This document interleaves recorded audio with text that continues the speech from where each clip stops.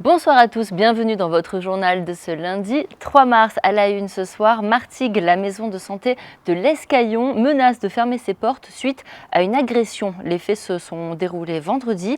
Une patiente furieuse s'est introduite de force dans le secrétariat et a agressé physiquement une secrétaire. Coup de poing dans les côtes, menace de mort, la police est rapidement intervenue. Le personnel médical est encore sous le choc. On écoute le docteur Fabien Sasso, médecin généraliste à la maison médicale de l'Escaillon.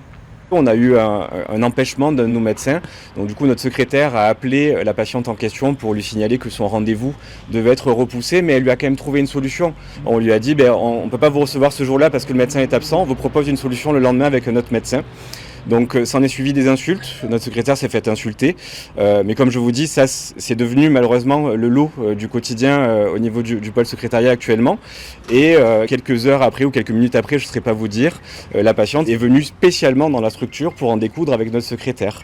Et notre secrétaire était dans le secrétariat, elle a entrouvert la porte pour sortir du secrétariat pour une autre raison, et la patiente a déboulé et a essayé du coup de porter atteinte à son intégrité physique. Et heureusement qu'il y a eu intervention de notre seconde secrétaire et de l'ensemble de l'équipe de la structure, des médecins qui sont tout de suite sortis, des secrétaires, des patients aussi, pour calmer cette patiente. Et ensuite, bien évidemment, les forces de police sont intervenues et une plainte a été déposée au commissariat de Martigues.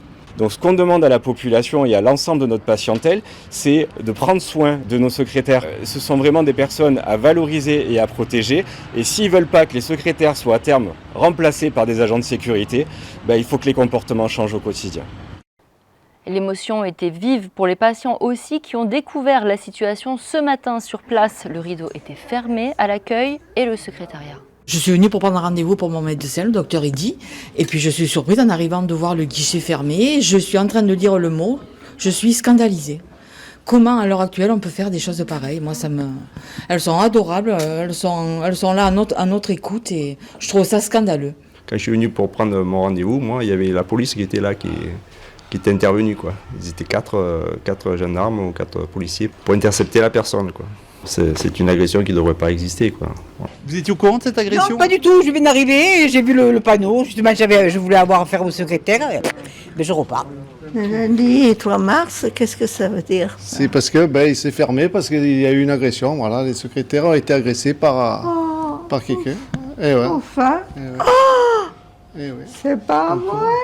Et vous les connaissez, ces secrétaires? Ah, bien sûr, parce que moi, j'ai il y a mes enfants qui sont ici, il y a la maman, il y a moi, il y a ma femme, donc on a toute la famille. Pour arriver à rentrer ouvrir la porte et rentrer dans le box des secrétaires, il faut le faire quand même. Hein. Il faut vraiment avoir envie d'être méchant, quoi. Hein. Ah, je suis scandalisée. J'espère que le mec, on l'a arrêté, le mec. C'est une patiente. Ah, c'est une femme en plus. Elle est malade ou quoi? En cas de récidive d'actes de violence, la maison médicale prévient, elle cessera son activité. On reste à Martigues avec une menace de fermeture définitive qui plane au-dessus du bureau de poste de Ferrières. Après l'intrusion simultanée jeudi dans les 3 bureaux de poste de la ville, les membres du comité de vigilance postale de Martigues ont organisé une manifestation samedi matin dans le centre-ville. Michel Montagne était sur place.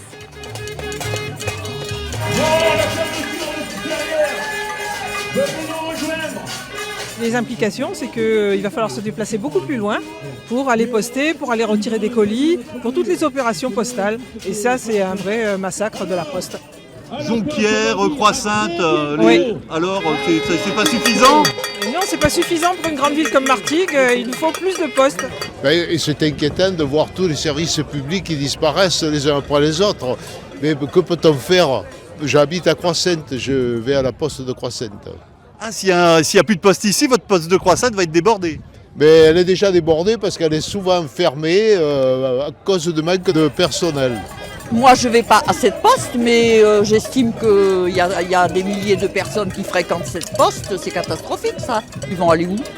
Alors, si jamais ça ferme ici, il va y avoir un flux de personnes qui vont aller à Croix-Sainte. Ça ne sera pas possible pour les guichetiers de travailler normalement dans des conditions comme ça.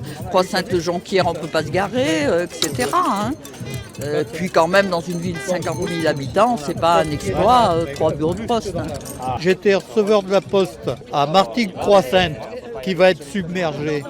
C'est dramatique. Elle vient s'ajouter à ce qui est actuellement la déshérence du système de santé, de l'éducation nationale et des services publics en général.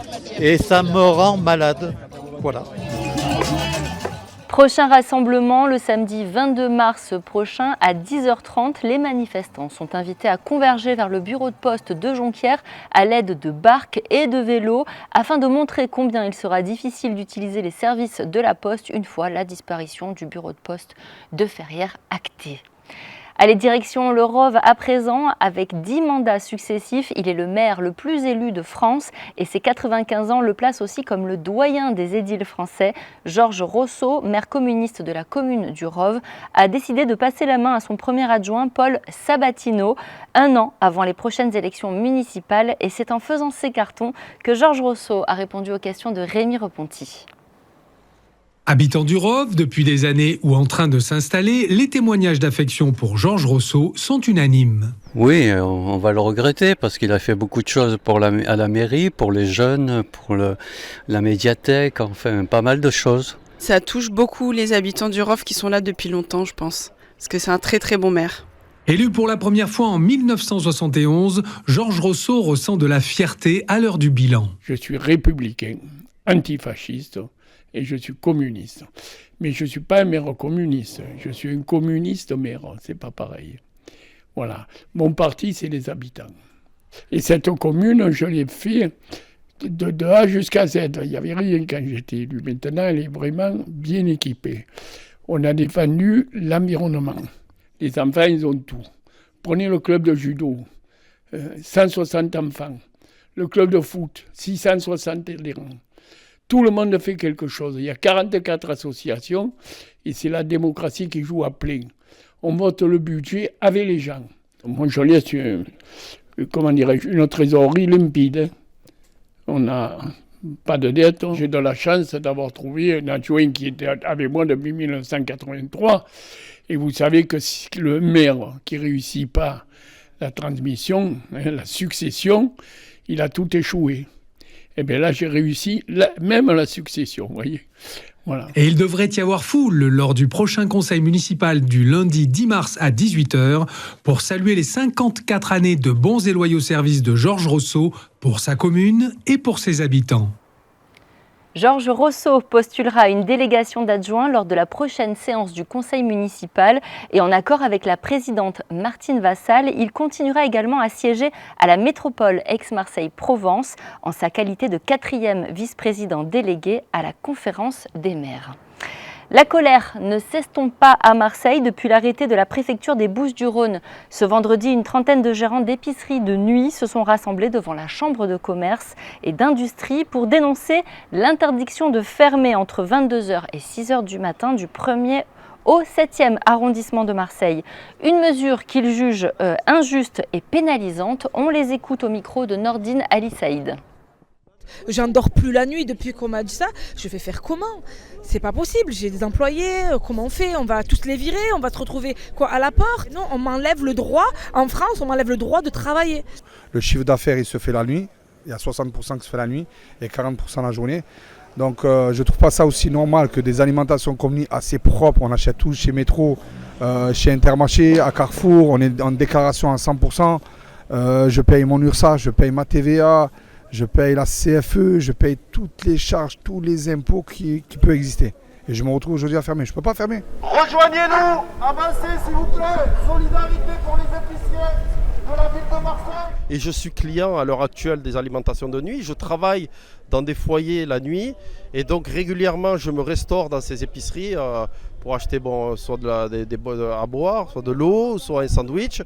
Et je sais ô combien elles sont essentielles pour la vie nocturne des Marseillais.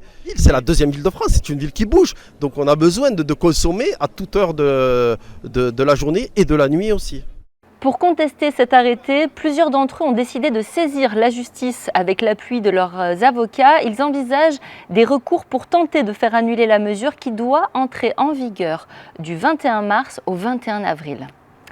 Sport en football, l'OM retrouve le chemin de la victoire à l'occasion de la 24e journée de Ligue 1 face à Nantes. Un succès 2-0 grâce à des buts tardifs de Guiri et Greenwood. Un match compliqué pour les Olympiens après une semaine marquée par l'affaire Longoria. L'essentiel étant de repartir de l'avant avec 3 points. Eh bien, c'est chose faite. Retrouvez les réactions en zone mixte recueillies par Karim Attab.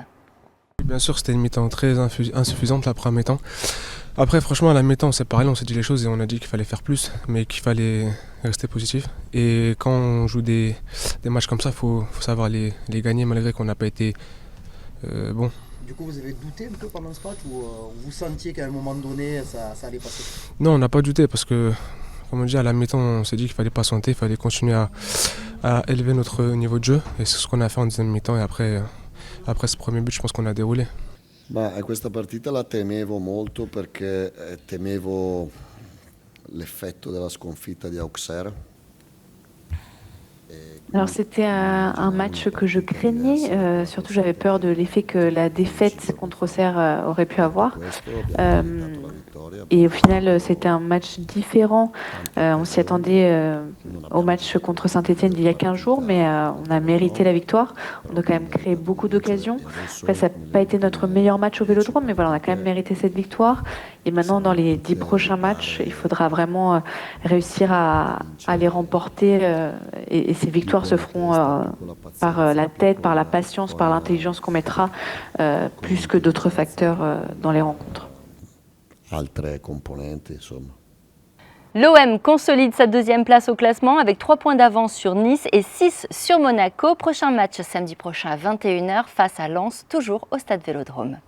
Allez, on continue avec du football et cette victoire, celle du FCM qui est allé chercher sa victoire ce week-end face à Laval. 1-0, une victoire à l'extérieur qui va resserrer le classement en bas de tableau. Les Martégots reviennent à 1 point de Clermont. Prochain match vendredi prochain à Fiorani face à Bastia. Une journée pour promouvoir le basket fauteuil à Marseille. Hier, au gymnase de Lamartine, le club Handi Sud Basket a mis en place, avec l'aide d'étudiants de l'université Aix-Marseille, des initiations et des animations pour mettre en avant leur club et leur sport. Un vecteur de lien social unique dans notre département. Reportage Flavio Noriga. Les portes du gymnase passées, on a l'impression que les barrières et différences s'effacent. Mettre la lumière sur leurs athlètes et les accompagner malgré leur handicap, c'est ce que prône le club selon le président et ancien membre de l'équipe de France de basket fauteuil, Waïd Boustila. Je voulais avoir cette reconnaissance, je l'ai eue et aujourd'hui je fais en sorte que les jeunes qui arrivent aient aussi cette reconnaissance. D'où ce soir cette journée qu'on a mis en place pour que tout le monde se rende compte que les garçons et les filles qui vont jouer ce soir sont des athlètes à part entière, des athlètes de haut niveau et ce ne sont pas des handicapés, ce sont avant tout des athlètes. C'est pour cela que le club a organisé cette journée en 2 parties. D'abord de l'initiation pour tout le monde valide ou non, puis un match de leur équipe qui évolue au plus haut niveau du handi-basket français. De quoi montrer au public ces hommes et femmes qui se sont servis de leur sport pour faire de leur différence une force. On écoute Anne-Sophie Rublet, joueuse. Le sport, c'est ce qui a été vraiment le plus important dans ma reconstruction après mon accident. C'est ce qui m'a aidé en tout point de vue. Ça m'a aidé sur l'image que j'avais de moi-même par rapport à mon handicap. C'est surtout aussi de montrer à des personnes qui sont en situation de handicap qu'elles sont capables aussi de faire plein de choses, que le handicap n'est pas un frein à leur vie, à leur autonomie.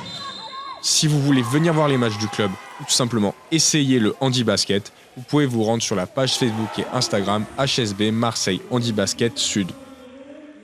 Le gymnase Chave était plein comme jamais pour l'affiche de National 1. Les basketteuses martégales ont sorti un très beau match, mais elles n'ont pas réussi à faire tomber le leader invaincu Monaco. Score final 72-79. On écoute le pivot du MSB, Priscilla Lococa, au micro de Jean-Michel Darras. On est content parce qu'on n'a rien lâché, mais c'est vrai qu'on fait on fait une première mi-temps qui est très très bonne, et c'est vrai que le dernier carton on a un peu lâché, donc c'est dommage. Parce qu'on est passé pas loin, quoi. Ouais, pas loin. Et même à la fin, même quand ils ont fait l'écart, vous avez continué encore à y croire et à vous battre. Ouais, non, c'est sûr. Après, c'est de bonne augure parce que là, dans 2 semaines, il y a le plateau Coupe de France. Si jamais on gagne le samedi, théoriquement, elle devrait jouer le dimanche. On devrait la rencontrer si jamais on gagne samedi. Donc du coup, ça nous motive encore plus en fait pour travailler là pendant les 2 semaines qui nous restent avant le plateau de Coupe de France. L'équipe cette année, elle est bien, on est toutes motivées. on veut tout essayer d'aller le plus haut possible. Et c'est vrai que là pour l'instant ça se présente bien, donc il faut continuer sur cette voie-là. Alors, quelle ambiance ce soir, un Chave archi plein, c'était formidable. Ouais, franchement c'est vrai que depuis le début de saison, je pense que c'est la première fois que je vois autant de monde. Et vraiment ça fait plaisir et je pense que c'est ça aussi qui nous a apporté aussi de ne pas lâcher pendant tout le match. Donc c'est cool. Allez, on continue cette page sport avec les championnats de France de lancer hivernaux. Ils ont débuté vendredi au Stade d'Honneur de Salon de Provence et se sont poursuivis tout le week-end. Les compétitions seniors ont eu lieu avec de nombreux athlètes venant de toute la France, mais aussi des sportifs locaux qui ont pu performer devant leur public. Une ambiance qui a fait plaisir à nos sportifs, peu importe la performance. Exemple avec Théo Rouet au micro de Flavio Noriga. J'étais venu pour m'amuser, pour me faire plaisir. Le podium il était accessible. Avec la perf que j'ai fait en début de saison, c'était jouable. Mais je sais pas, trop d'envie. Je sais pas ce qui s'est passé aujourd'hui, mais j'y étais pas, quoi. Je suis à 4 mètres de mon record ou 3 mètres de mon record. C'est comme ça, c'est partie du sport, c'est le jeu. Mais j'avoue que j'ai pas trop d'explications pourquoi aujourd'hui c'est pas passé. Au-delà de la performance, tout le reste, franchement, c'est que du positif et c'est cool. Et c'est toujours agréable d'être à la maison. Ce matin, je me suis levé ce matin, j'avais le temps de venir, que quand d'habitude c'est dans le nord, il faut partir 2 jours avant. Non, j'avoue que le fait que ce soit dans le sud, en plus Salon, c'est un peu la terre des lancers dans le sud. C'est bien organisé, il y a les copains qu'on retrouve à chaque fois, donc non, franchement. Allez, on referme cette page sportive. Avant de se quitter, c'est bientôt l'heure de passer à table. Retour sur les oursinades à Istres. Ce week-end sur l'esplanade de l'Olivier, dégustation d'oursins, de spécialités de la mer, animation musicale et démonstration dans un cadre authentique. Reportage sur place de Michel Montagne. Vu que mon épouse adore les oursins, que moi je n'aime pas les oursins mais que j'adore les huîtres, on s'est dit c'est l'endroit idéal. C'est vrai qu'en plus de ça, premier jour de soleil, c'est un bonheur. Tout se passe vraiment très très bien. Alors moi j'ai mangé des huîtres et des moules. Mon épouse a mangé ses oursins avec des crevettes. Et on passe un excellent moment, c'est vraiment très agréable. Nous sommes de Saint-Mitre-les-Remparts, donc juste à côté. Je m'appelle Caro, voilà, j'habite pas loin de Istres, à Salon de Provence. Je viens chaque année parce que c'est super sympa. Le soleil est au rendez-vous. Les gens sont super sympas, n'est-ce pas madame? Ça fait 2 ans qu'on vient et chaque fois c'est génial. Franchement c'est bien. On reviendra. Alors ce que j'aime ici, oui, c'est l'ambiance, le cadre. Il y a de l'espace. Et puis on a très bien mangé. Il y a des stands cette année. En plus de ceux de l'année dernière, c'est une réussite. J'habite Saint-Martin-de-Croix, on est venu parce qu'il faisait beau et c'est la première fois ici à Istres. Carrie, on a fait une fois mais trop de monde et là je trouve l'ambiance super, un beau temps magnifique, génial. Il n'y a plus de thon donc c'est dommage mais c'est pas grave. Alors, il y a une petite pénurie. Plus de thon, là il y a trop la queue pour les huîtres et les oursins donc du coup on se rabat là où il y a moins de queue. J'ai un tartare de thon à défaut de manger des huîtres et des oursins. Et c'est la fin de ce journal. Merci de l'avoir suivi. Tout de suite, la météo. Excellente soirée et à demain.